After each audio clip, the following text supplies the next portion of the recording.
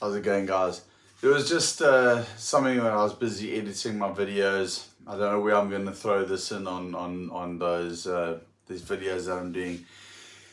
Something that I left out, and that is when to call it a day as far as pairing and breeding goes. Okay, if you haven't had an ovulation yet from your females or particular female, when do you stop the pairings? We know I've discussed pairing up in June, end of May, beginning of June, and then even some snakes, some females, if I'm still trying to get weight on them, pairing them up at the end of June, July, even August, because you've got up until December.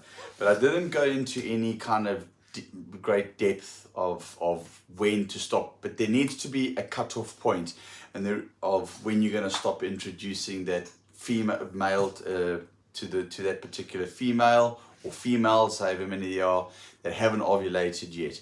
And the reason why you need a cutoff date and you can't just carry on pairing them up until they ovulate is because she's obviously not going to go, and you've got to consider your next season, okay, which is obviously going to be next winter. So for me, I will give it by the middle of November. I will start deciding which females are going to ovulate and which aren't. Yes, some of them look massive. They look like they're about to go. They've been building follicles. They've had a pre-ovulation shed, and sometimes you think, oh, they've ovulated, and they haven't, and it's just a pre-ovulation shed. Now, the reason why I personally have to have a cutoff date, and this is what I do, as I've said half a dozen times, I do me, you do you, is because if I carry on pairing that female up, and let's say she goes in January and lays eggs in March, I can write her off completely for the following season, because she'll never be back up to size and weight, and her body won't be in the right condition for her to start pairing again in June. So I like to give the females at least 6 months, okay, off season. So for me, my cutoff date will literally be December, okay. So I will pair up until December. In the middle of November, I will kind of figure out which females are gonna.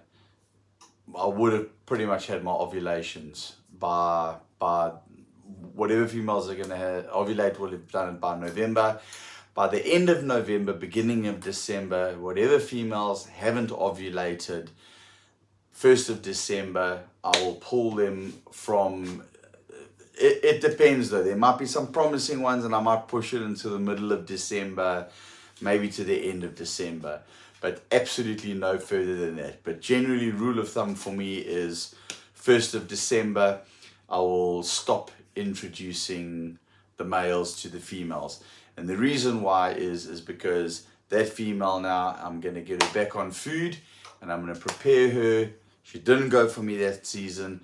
I'm gonna prepare her for the next season, which means I've got to start getting her back onto food, getting weight on her, because I don't want to miss 2 seasons. She already missed 1 season. She didn't ovulate. Maybe she's going to reabsorb those follicles, and it's just one of those things. She didn't go. So that is my cutoff. I know some guys push it 8 months from start to finish.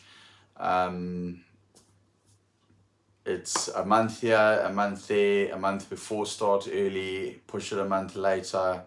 I don't know, to each their own. So I will stop in December, and I pull that female. When I say pull a female, I will pull it from the rotation. I will pull it from the breeding project. I will not introduce any more males to her, and I will try and get her back on food as fast as possible. Generally, by then, whatever females have ovulated will have ovulated. They will be producing eggs. Everything will be prepared for them, and the temperatures are back up to their normal temperatures, and the females will go back on food.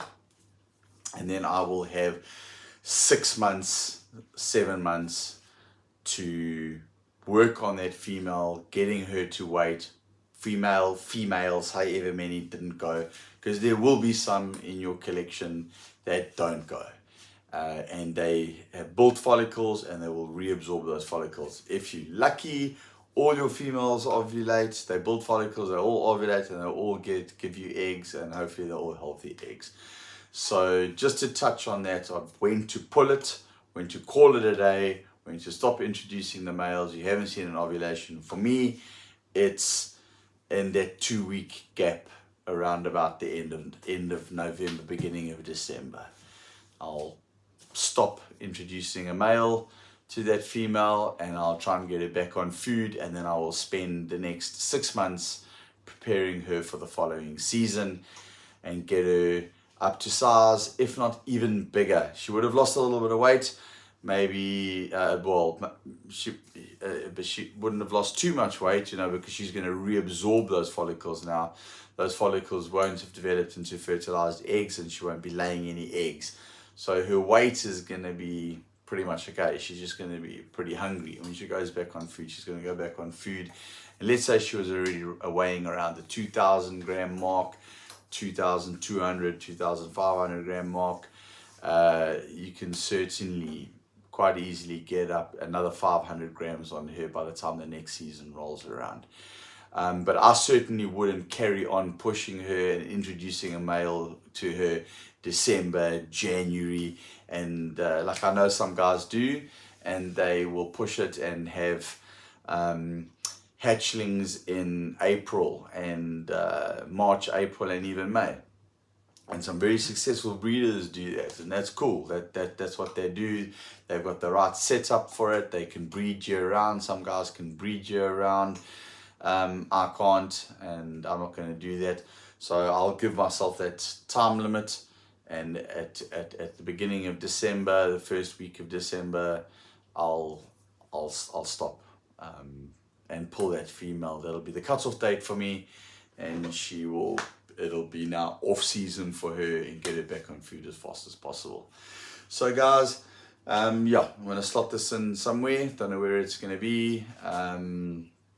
But that was the last thing that I thought that I may have, that had slipped my mind on, your start to your finish. When there has to be a cutoff, just like there is a start date, there has to be a cutoff as well.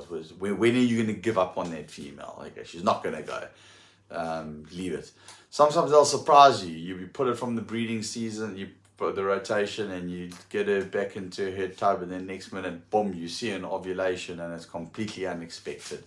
It has happened. They retain sperm. Sometimes a female can retain sperm from the season before, and then ovulate and go. I promise you, I've heard stories like that.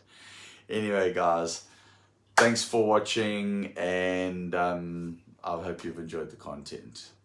Please like and subscribe if you enjoy this channel. Okay, cheers.